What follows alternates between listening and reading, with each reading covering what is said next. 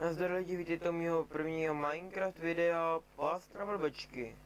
Jak si můžete všimnout, má trošku snížený FPS a nevím proč to je. Ale to je teď jedno. Tak, co na tento první díl budeme potřebovat?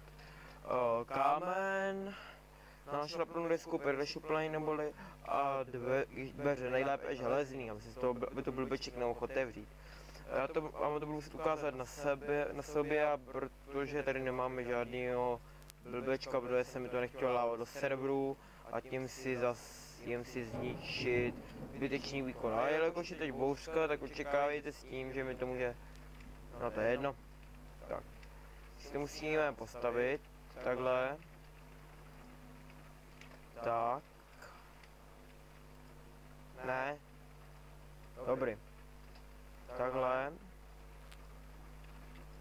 Ale ne, to je blbost. Tak. A je... Teď. Stačí. Třeba nějaký dia si vezmete, třeba diamantový blok. A hodíte ho dovnitř. Takhle. A teď předvedu nějakého blbečka, tak si koukejte.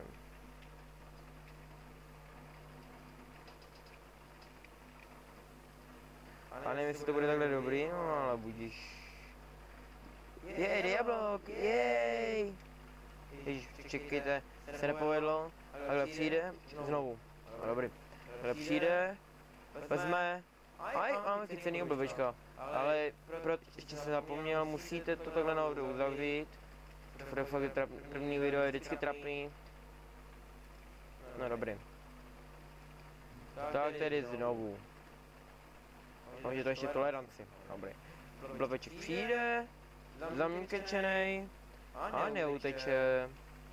Pokud to nerozhrube, teda samozřejmě. Tak, a to se vám loučím, pokud se vám video líbilo, tak dejte like a řekl, přihlásíte se k video a se těším dalšího videa, takže čus.